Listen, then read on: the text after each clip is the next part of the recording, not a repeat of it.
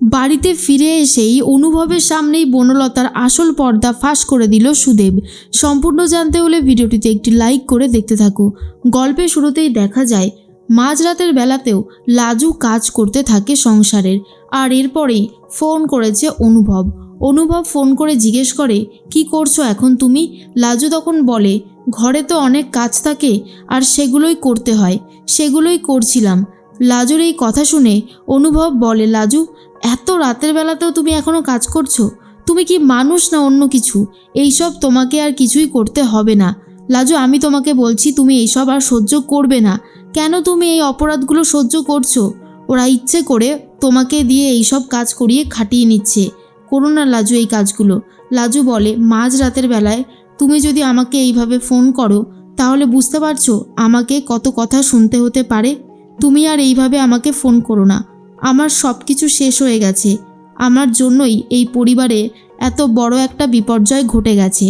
তখনই লাজুর এই সমস্ত কথা শুনে অনুভব বলে, তুমি নিজেকে দোষারোপ করা বন্ধ করো লাজু। নিজেকে দোষারোপ করে কী লাভ পাচ্ছ? তুমি নিজেও জানো যে এইসবের পিছনে তোমার কোনো হাত নেই। তুমি কাউকে এইভাবে শেষ করতে পারো না। এর মধ্যে লাজু বলে, আমার এখনও অনেক কাজ বাকি আর আমার কথা বলতেও ভালো লাগছে না।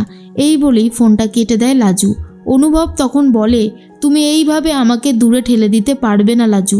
তোমার যা কষ্ট আমি সেই সমস্ত কষ্ট দূর করে দেব। আর তার জন্য লাগবে আমার শুধুমাত্র কালকের দিনটা।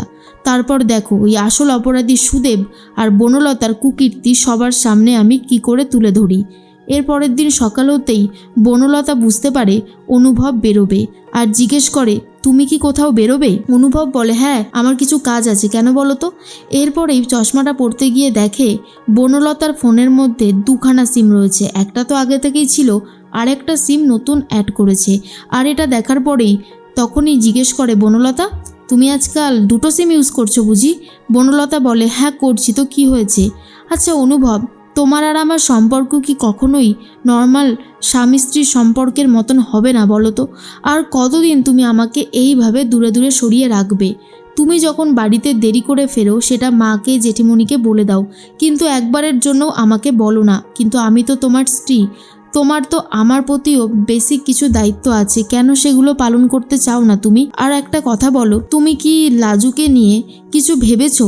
অনুভব বলে, লাজুর পড়াশোনা চলছে আর চলবেও, আর এই সমস্ত কিছু ও ঠিক কেটে যাবে। তবে এই সুদেবটা না মরে গিয়েও হয়তো শান্তি পাবে না জানো তো। তবে চাই আত্মার শান্তি যেন হয়। সমস্ত কথা শুনে বনলতার একটু অবাক লাগে।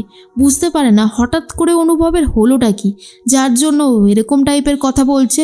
কোথাও গিয়ে একটা সন্দেহ আরও বেশি করে মনের মধ্যে বাসা করতে থাকে। তবুও বারবার করে একটা কথাই ভাবতে থাকে যে ভেঙে পড়লে চলবে না। লাজুর যেই সর্বনাশ আমি করতে চেয়েছি সেটা যেন শেষ পর্যন্ত করতে পারি, এমনটাই ভাবতে থাকে বনলতা। অনুভব বলে, তুমি কি আজকে লাজুদের বাড়িতে যাবে নাকি? বনলতা বলে, হ্যাঁ যেতে তো আমাকে হবেই। লাজুর এই কঠিন সময়ে আমি যদি ওর পাশে না থাকি তাহলে আর কেই বা থাকবে, তাই ওর পাশে তো আমাকে থাকতেই হবে। অনুভব বুঝতে পারে ইচ্ছে করে ওখানে যাবে, তবে আজকের যাওয়াটা আর শেষ যাওয়াটাই হবে। এর মাঝখানেই লাজুদের বাড়িতে সমস্ত কাজ শুরু হয়ে গেছে, অর্থাৎ সুদেবের সাধ্যশান্তি। যা দেখার পরে গ্রামের অনেকেই বলতে থাকে, এই মেয়ের জন্যই এই বাড়ির ছোট ছেলে আজকে প্রাণ দিয়েছে। এই মেয়েটা যদি ডাক্তারি পড়তে না চাইতো তাহলে আর এসব কিছুই হতো না। সব কিছু হয়েছে এই মেয়েটার জন্য। তখনই সুদেবের দাদা বলে, যা হবার হয়ে গেছে তো, এই কথাগুলো বারবার করে বলার কি খুব প্রয়োজন আছে? আমার তো মনে হয় না খুব দরকার আছে। তার মধ্যেই চলে এসেছে বনলতা। বনলতাকে দেখার পরে দীপা তখন বলে, তুমি বসো, আমি তোমার জন্য জল আনছি। এরপরে বনলতা ভাবে, লাজু তোর এই অবস্থাটা দেখে সত্যি খুব খারাপ লাগছে, কিন্তু আর কি বা করবি বল, যা হবার তা তো হয়েই গেছে। তবে একটা হাস্যকর জিনিস, সুদেব বেঁচে আছে আর সুদেবের ছবিতে নাকি মালা ঝুলছে। যেদিন এরা জানবে যে সুদেব বেঁচে আছে সেদিন ঠিক কী কেলেঙ্কারিটাই না হবে। তবে ততদিনে লাজুর পড়াশোনা একেবারে শেষ হয়ে যাবে। এর মাঝখানেই সুদেব তো বনলতার কাছ থেকে টাকা চেয়েছিল অ্যাকাউন্টে টাকা ট্রান্সফার করে দিয়েছিল বনলতা। আর এই অ্যাকাউন্ট থেকে মানে ব্যাংকের অ্যাকাউন্ট থেকে টাকা তুলবে বলে সুদেব চলে এসেছিল। তখনই অনুভব কড়া পাহারা রেখে দিয়েছে আর আসতে না আসতেই সুদেবকে চেপে ধরে। সুদেব ভেবেছিল সেখান থেকে পালিয়ে যাবে, কিন্তু অনুভব সুদেবকে আটকে দেয় আর বলে, তুমি কি পাগল? কি শুরু করেছো? এদিকে তোমার বাড়িতে সাধ্যশান্তির কাজ হচ্ছে আর তুমি এইভাবে পালিয়ে পালিয়ে বেড়াচ্ছ কিসের জন্য? তুমি এত গবেট কেন? সুদেব বলে, আমার ভালো লাগছিল না, তাই আমি বাড়ি থেকে বেরিয়ে এসেছি। আর তার কৈফিয়ত নিশ্চয়ই আমি তোমাকে দেব না। আমার যা ইচ্ছে হয় সব করব, দেখি আমাকে কে বাধা দেয়। তখনই পুলিশ দুজন থাবড়া মেরে একেবারে সুদেবকে সোজা করে দেয় আর বলে, একদম বেশি বাড়াবাড়ি করবেন না, বুঝতে পেরেছেন?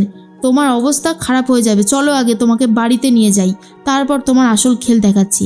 এরপর সুদেবকে শাসিয়ে ধমকিয়ে বাড়ির দিকে নিয়ে যায় অনুভবরা। আর অন্যদিকে বাড়িতে সাধ্যশান্তির কাজ তো চলতে থাকে। তখনই চলে এসেছে অনুভব আর বলে, আমার একটা হাস্যকর জিনিস লাগছে যে আমি একটা আপনাদের দেখাবো জিনিস, যেটা দেখার পর আপনারাও অবাক হয়ে যাবেন। এরপর সুদেবকে দেখায়। সুদেব ঘরে ফিরতেই সবার চোখ রীতিমতো ছানা বড়া হয়ে গেছে। সবাই বুঝতেই পারে না যে সুদেব বেঁচে আছে, সুদেব ফিরে এসেছে। সুদেবকে দেখার পর সব থেকে বেশি যে চমকে গেছে সে আর কেউ নয়, সে হলো বনলতা। বনলতা ভাবে ঠিক মর্কটটা ধরা পড়ে গেল। এতবার করে বলেছিলাম সাবধানে থাকতে, ঠিক অনুভবের কাছেই ধরা পড়েছে, এবার আমার কি হবে? সুদেবকে সামনে নিয়ে এসে অনুভব বলে, এই ছেলেটা ইচ্ছে করে বাড়ি থেকে বেরিয়ে গিয়েছিল আর সবাই ভাবছে ও নাকি সুইসাইড করেছে। ভাবা যায়? আর এর মতন ভীতু ছেলে নাকি এসব কাজ করবে? তাহলেই হয়েছে, শুধুমাত্র লাজুর পড়াশোনাটা আটকাবে বলে, লাজুকে কষ্ট পেতে দেবে বলে এই কাজটা করেছে। নিজের স্ত্রীকে এইভাবে কেউ কষ্ট পেতে দেয়? সুদেব, যত আমি তোমাকে দেখছি তত আমার রাগ হচ্ছে তোমার উপর। কি করে তুমি একটা এরকম কাজ করতে পারো? তার মধ্যেই সুদেব বুঝতে পারে যে তার একটা ভুল হয়ে গেছে। এর মধ্যেই তখন কমলা বলে, হ্যাঁ রে, তুই কেন এরকমভাবে বাড়ি ছেড়ে চলে গিয়েছিলিস? আমরা তো ভাবলাম তুই শেষ হয়ে গিয়েছিস। বলদেব বলে, জানিস তোর জন্য বাড়ির প্রত্যেকের অবস্থা কতটা খারাপ হয়েছে। তুই কেন এই কাজটা করলি? কেন বলতো, কেন আমাদেরকে এইভাবে কষ্ট দিলি? অনুভব তখন বলে, আসলে ওর মাথায় তো কোনো বুদ্ধি নেই, আর ওকে যে বুদ্ধি দিয়েছে তার মাথাতেও কোনো বুদ্ধি নেই, যে লাজুর পড়াশোনা আটকাতে এই রকমের একটা স্টেপ নিয়েছে। এরপরে সুদেব বলে দেয় যে এইসবের পিছনে ঠিক কে রয়েছে, কার বুদ্ধি দিয়েই সে এইসব কাজ করেছে। আর অনুভব তখন বনলতাকে বলে, আমি না জানতাম যে তুমি এরকম কাজ করতে পারো। লাজুকে আটকানোর জন্য তুমি অনেক বড় বড় রিস্ক নিতে পারো বনলতা। আমি বলেছিলাম না যে তুমি নিজের ভালো ছাড়া আর কারুর ভালো চাও না, আর নিজের ভালোর জন্য অন্যকে বিপদে ফেলতে দুবারও ভাবো না। এরপরে লাজু নিজের ব্যাগপত্র গুছিয়ে নেয় আর বলে, এই লোকটার সাথে আমি আর সংসার করব না, এই লোকটার সাথে আমি থাকবো না। যা হবার হয়ে গেছে, তবে এই লোকটার সাথে আমি যাতে থাকতে না পারি, সমস্ত আইনি যে কাজগুলো আছে সেটা এবারে কমপ্লিট করব। এরপর সুদেব বুঝতে পারে, খুবই কান্নাকাটি করতে থাকে, কিন্তু তবুও লাজু সুদেবের কথায় কান না দিয়ে অনুভবের সাথেই বাড়ি ছেড়ে বেরিয়ে যায়। আর বনলতা বুঝতে পারে এরপর তার কপালে অশেষ দুঃখ আছে।